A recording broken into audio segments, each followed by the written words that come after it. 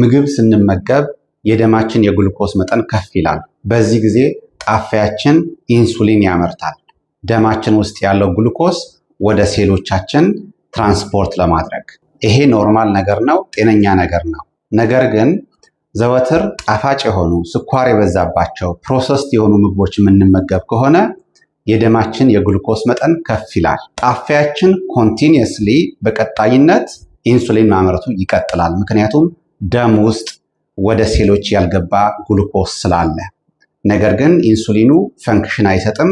ደም ውስጥ ግን መጠኑ ከፍ ያለ ይመጣል። ሰውነታችን ኢንሱሊን በልኩ ብቻ ነው የሚፈልገው።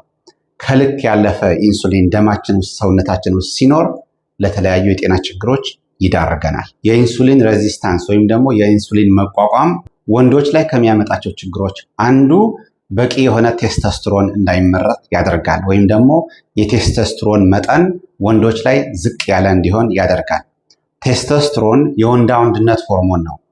ወንድነትን የሚገልጹ በአጠቃላይ ነገሮች የወንድ ዘር መመረትን ወይም ደግሞ ስፐርም መመረትንም ጨምሮ በአግባቡ የሚኖረው በቂ የሆነ ቴስቶስትሮን ሲኖረን ነው። ስለዚህ የኢንሱሊን ሬዚስታንስ ያለባቸው ወንዶች ሰውነታቸው በቂ የሆነ ቴስቶስትሮን አያመርትም።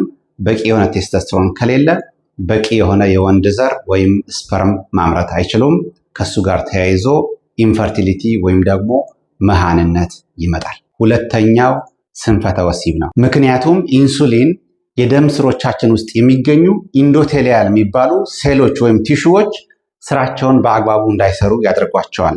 ኢንዶቴሊያል ሴልስ ወይም ቲሹዎች ስራቸው ናይትሪየስ ኦክሳይድ ማምረት ነው። ናይትሪየስ ኦክሳይድ ደግሞ የደም ስሮቻችን እንዲለጠጡ እጅግ በጣም አስፈላጊ ነገር ነው። ናይትሪየስ ኦክሳይድ በበቂ ሁኔታ ከሌለ የደም ስሮቻችን መለጠጥ፣ መዘርጋት፣ መስፋት አይችሉም።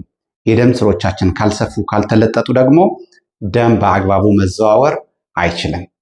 ስንፈተ ወሲብ ደግሞ የሚከሰተው ደም በአግባቡ ሳይዘዋወር ሲቀር ነው። ምክንያቱም የወንዶች ብልት መጠንከር እንዲችል እንደዚሁም ደግሞ ጠንክሮ ደግሞ እንዲቆይ ደም ቀጣይነት ባለው መልኩ መዘዋወር አለበት። የኢንሱሊን መቋቋም ወይም የኢንሱሊን ሬዚስታንስ ለስንፈተ ወሲብ ይዳርገናል። ስለዚህ ጤነኛ ያልሆነ አመጋገብ፣ ስኳር የበዛበት ጣፋጭነት ያለው ፕሮሰስድ የሆነ ምግብ ማዘውተር አንደኛ ኢሬክታይል ዲስፈንክሽን ወይም ደግሞ ስንፈተ ወሲብ በማምጣት፣ ሁለተኛ ቴስቶስትሮን ወይም የወንዳ ወንድነት ሆርሞን በአግባቡ እና በበቂ ሁኔታ እንዳይመረት በማድረግ ለኢንፈርቲሊቲ ወይም ደግሞ ለመሃንነት ሊዳርገን ይችላል። በቀጣይ ጤነኛ ካልሆነ አመጋገብ ጋር ተያይዞ የሚመጣው የኢንሱሊን ሬዚስታንስ በሴቶች የመራቢያ ጤና ላይ የሚያደርሰውን ጉዳት በተመለከተ ሌላ ቪዲዮ ይዤላችሁ እመጣለሁኝ። እስከዛ ድረስ እናንተ ይሄኛው ቪዲዮ ላይ እንደተሰማችሁ አስተያየታችሁን አጋሩኝ።